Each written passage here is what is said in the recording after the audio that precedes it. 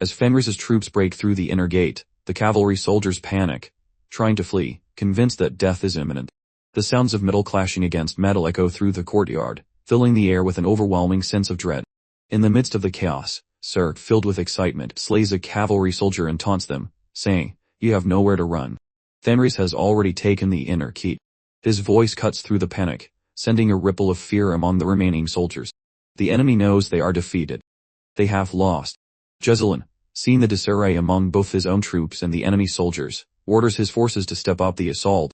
No need for prisoners.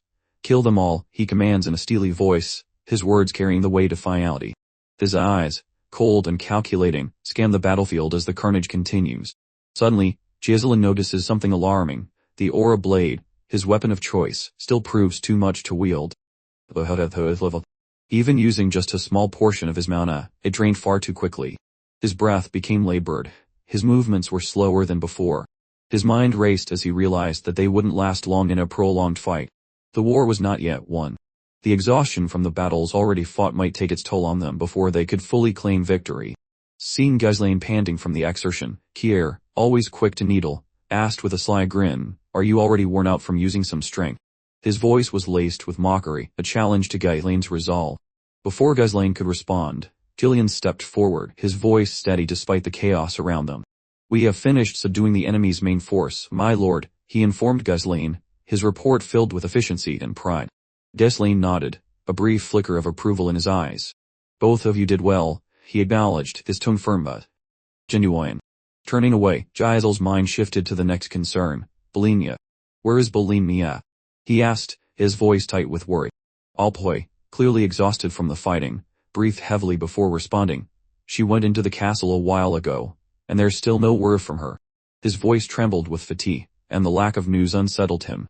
Kai, never one to keep his opinions to himself, muttered a remark that held little weight in this moment of tension. "She's too slow." Hearing Kai's careless words, Gisel's worry deepened. He turned to Gillian. "There must be a secret escape passage somewhere in the castle," he said, his voice filled with resolve. "Count Cavalli probably hasn't gotten far. He might be trying to escape. We need to find that passage." Without hesitation, Gisel ordered Gillian to lead the cavalry to scour the outskirts of the castle, searching for the exit to the hidden passage. "I'll go after Bulimia," he declared, his eyes hardening. He knew the danger she faced, and could not wait idly by.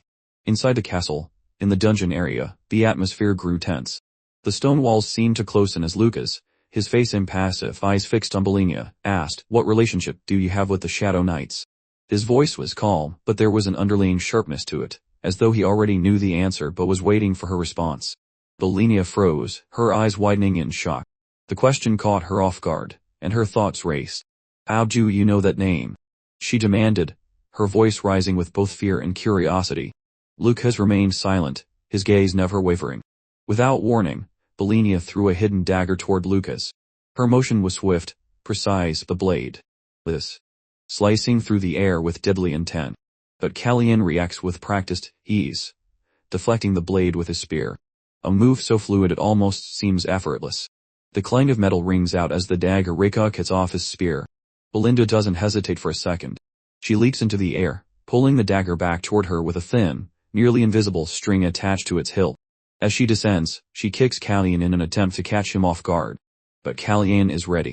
With the speed of a seasoned fighter, he deflects her kick, his body fluid and strong, blocking her every move.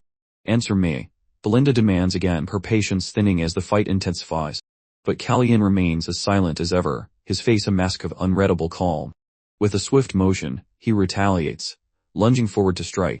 The battle continues between them, neither giving an inch.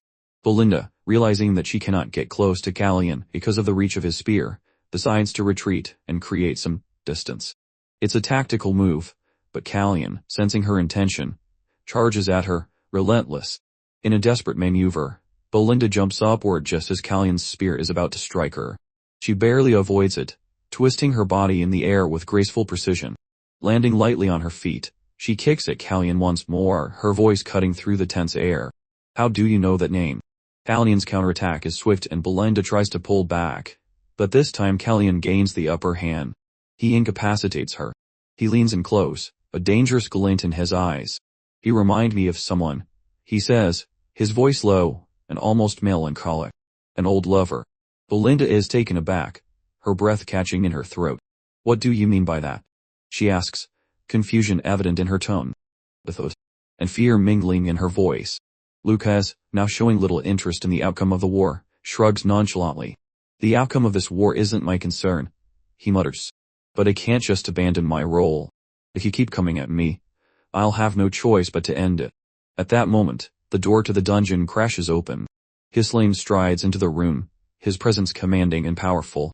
Without hesitation, he attacks Lucas, his sword flashing through the air. Belinda, still reeling from the fight, looks up in surprise.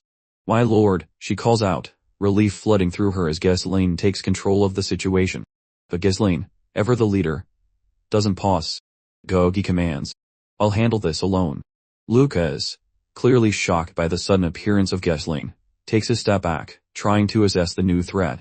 But when he hears Belinda call Ghislaine, my lord, his expression changes. It's subtle, but there's an unmistakable shift in his demeanor. He seems intrigued, as if something about this dynamic has caught his attention.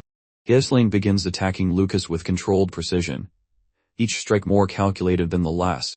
Despite the surprise, Lucas is a skilled fighter and is able to defend against Ghislaine's rapid barrage of blows.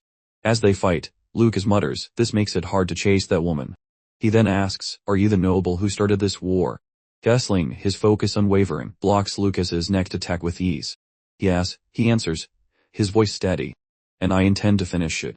The two clash again, their weapons ringing out as they exchange blows. Lucas charges forward with his spear, but Ghislaine counters with a swift move, blocking his strike. In the heat of the battle, Lucas's weapon gets caught, much to his surprise. Ghislaine seizes the opportunity, swinging his sword with lethal intent, but Lucas, ever agile, leaps into the air to avoid the blow. As he descends, Ghislaine lands a powerful kick to his face, sending him sprawling backward. Lucas, injured but not defeated, creates some distance between them, his breathing heavy. Ghislaine begins to laugh, a sound that surprises Lucas. It's good to see you, Ghislaine says, a smirk playing at the edges of his mouth. Lucas, still trying to process the situation, raises an eyebrow. Do you know me? Ghislaine's voice softens as he answers, I know you well. He remembers Lucas as a former subordinate and comrade. I've wondered where you went off to. Turns out you've been stuck in a place like this. Lucas wipes the blood from his lip, a grin forming on his face. That's unpleasant, he says. But this isn't the fighting style of the noble I knew. You certainly stepped outside the usual category. He grows serious. What are you really? Ghislaine, still smiling, replies, he used to work as a mercenary. Lucas's eyes widen in excitement. A mercenary. Yes, he says, almost with admiration. Ghislaine then offers him a deal. If you beat me, I'll withdraw from the castle and restore everything. But if I win, you'll come under my command. Lucas, taken aback, laughs. What nonsense are you spouting now? How can you turn an already won war into some kind of wager? He shakes his head. I have no ties to this castle, and I have no regrets about it. Ghislaine presses further. If that's the case, then come under me. Lucas smirks. That's not possible. I'm valuable. Ghislaine nods, understanding. That's exactly why I am proposing the wager, he says. This castle versus your ransom value. Lucas pauses, clearly assessing the situation. After a moment he feigns a smile. This stand castle versus my value. Quite interesting. He then asks, what's your name? As Ghislaine removes his helmet, he reveals his face. I'm Ghislaine Famrus, Lord of the Famrus territory. As Ghislaine reveals his face, he tells Lucas that he'll be the one to serve as his master. Ready for a fight, Lucas comments that Ghislaine looks pale and asks if he's pushing himself too hard. Ghislaine simply replies, think of it as a handicap. Lucas then charges at him, saying, all right, I'll do as you say.